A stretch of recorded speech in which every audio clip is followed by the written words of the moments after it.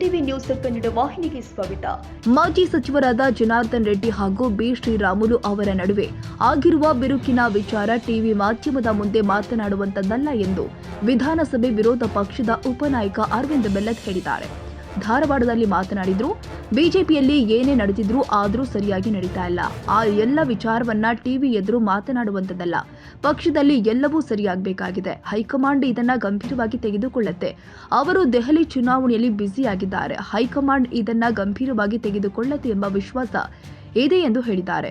JP Nadda ಅವರು ಈಗಾಗಲೇ ಶ್ರೀರಾಮುಲು ಜೊತೆ ಮಾತನಾಡಿದ್ದಾರೆ. ದೇಶದಲ್ಲಿ ಬೇರೆ ಬೇರೆ ವಿಷಯ ನಡೆದಿದೆ.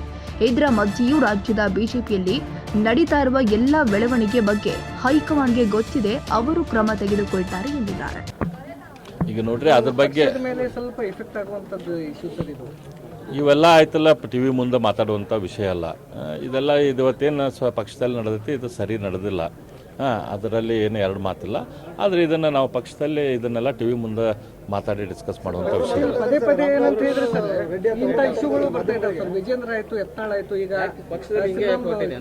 ಇಂಥ ಎಲ್ಲ ಹೇಳಿದ್ದಲ್ಲ, ಇದು ಸರಿ ಆಗಬೇಕು. ಹೈಕಮಾಂಡ್ ಯಾಕೆ ಇದನ್ನ ಸೀರಿಯಸ್ ತಗೋತಾ ಇಲ್ಲ ಅಂತ ಹೇಳಿ? ಹೈಕಮಾಂಡ್ ಸೀರಿಯಸ್ ತೆಗೆದುಕೊಳ್ತೈತಿ, ತೆಗೆದುಕೊಂಡಾಗ ಹೋಗ್ತೈತಿ. ಈಗ ಐತಲ್ಲ, ಡೆಲ್ಲಿ ಎಲೆಕ್ಷನ್ದಾಗ ಅದು ಮೋಸ್ಟ್ಲಿ ಬ್ಯುಸಿ ಅದಾರ. ಅದಾದ್ಮೇಲೆ ನನಗೆ ಭರೋಸೆ ಐತೆ ಹೈಕಮಾಂಡ್ ಸೀರಿಯಸ್ ಆಕ್ಷನ್ ನೋಡಿ. ಇದೇನೈತಿ, ಹೈಕಮಾಂಡ್ ಗಮನಕ್ಕೆ ಎಲ್ಲದಕ್ಕೂ ಬಂದೈತಿ. ಅದಕ್ಕೆ ನಿನ್ನೆ ನಡ್ಡಾ ಅವ್ರು ಐತಲ್ಲ ಮಾತನಾಡಿದ್ದಾರೆ ಅದ್ರ ಬಗ್ಗೆ. ಸೊ ಹಂಗಾಗಿ